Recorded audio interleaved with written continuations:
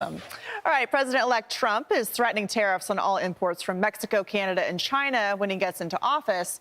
And this could impact the price of everything from technology, cars, food, and other everyday goods. So what do consumers need to know? Trump economic advisor Stephen Moore joins us now. So, Stephen, the Wall Street Journal is warning about this way, saying Trump's tariffs will refill the swamp.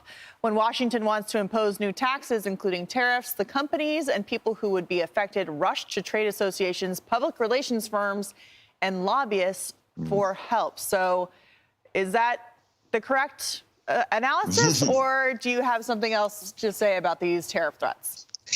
Hi, Katie. Happy holidays. Well, listen, I think that it's unlikely that we're going to see 25% tariffs on Mexico and Canada. We do have a free trade agreement, after all, that was negotiated by Donald Trump. I think what's going on here, Katie, is Trump is using this tariff threat to get Canada, Mexico, and China to cooperate in terms of stopping the importation of these deadly drugs into this country. And he's made it very clear these three countries should be and could be doing more to keep fentanyl and other drugs out of the United States. And so I think this is classic Trump. He uses the threat of tariffs to get an advantage and to also pursue America's interests. So that's, I think, the likely outcome of this is that I think you're going to get more cooperation on the border from Mexico and Canada. I can't say, though, about China, because China is an enemy of the United States, unlike Canada and Mexico.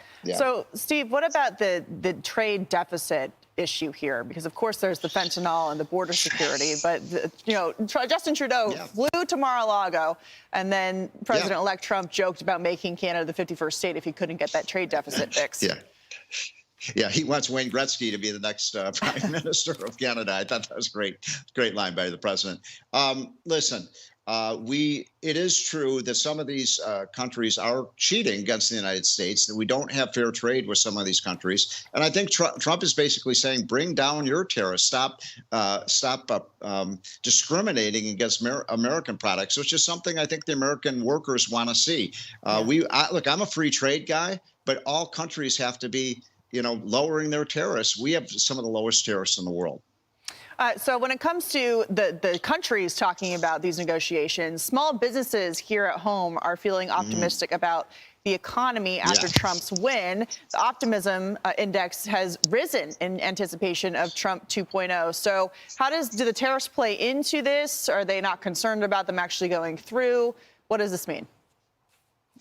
I think these countries have experiences with Trump. They know he means business. We finally have a president look, America has its mojo back right now. We are the alpha male economy in the world. And this new business survey that you mentioned, where small businesses and medium-sized businesses are feeling really super optimistic about what the economy will do in 2025, is an indication that finally we have somebody that's going to be in the White House who doesn't treat American businesses like they're enemy combatants. Right. He's pro-business because he's a businessman himself, Katie. Yeah, I love the alpha male economy of the world. That's a great line and great way to put it. Thank you, Stephen.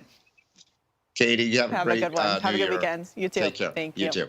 I'm Steve Ducey. I'm Brian Kilmeade. And I'm Ainsley Earhart. And click here to subscribe to the Fox News YouTube page to catch our hottest interviews and most compelling analysis.